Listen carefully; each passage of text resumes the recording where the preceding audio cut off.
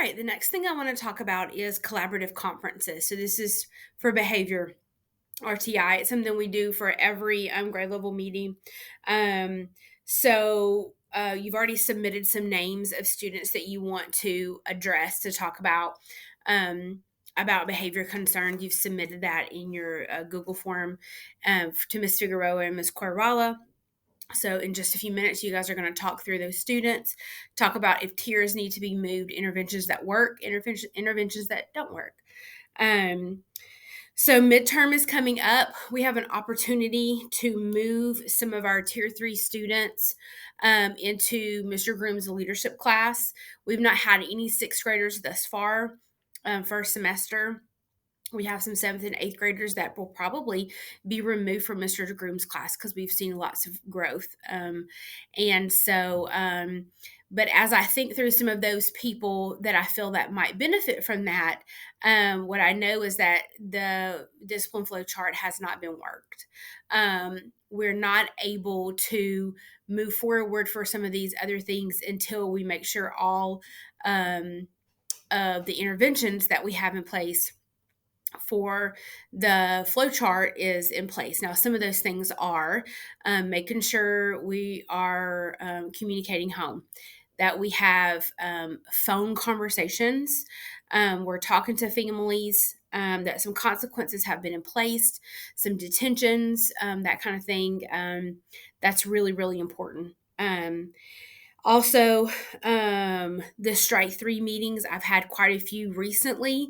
And like I've said to those teachers, not that it's a fix all, but it's one more step in the direction of making sure kids are getting what they need.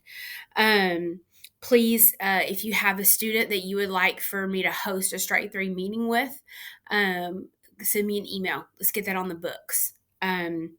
For students to move to tier three, we need to have a parent meeting, and I can schedule that. But we need to make sure that we're taking care of all the other things. What I find is that teachers are coming to me frustrated about students, as they should be, for having chronic negative behaviors. But when I try to have conversations about what families have said, it's kind of a weak conversation because some teachers have very little to say because they've not had very much conversation connection to home. Also, when I talk about what teacher consequences have been put in place, um, for some people, I'm not getting a lot of feedback. Um, so there, that those are some of the things that we need to make sure that we're putting in place. That we're conferencing with students, we're giving consequences, we're being consistent with consequences, we're communicating home. And then also, please send me an email. We'll have a conference with the student and you and me. Um, and then the next step is if we want to move them to a higher tier, then we need to have a parent conference, and I can help with all of that. But I really, really need you guys to make sure that you're taking care of those other lower things on the discipline flow chart. Off the top of my head, I have several students right now that I'm thinking, wow, they would really benefit from having those deep relationships with Mr. Groom, with other students. But because those other interventions have not been in place, when I go to the administrative team, they're like, I don't think that student's ready for that just yet because that has not been done and that has not been done and that has not been done.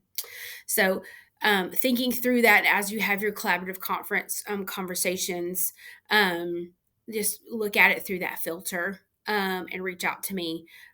So now go ahead and have your conversations about your students that have been submitted to the Google form.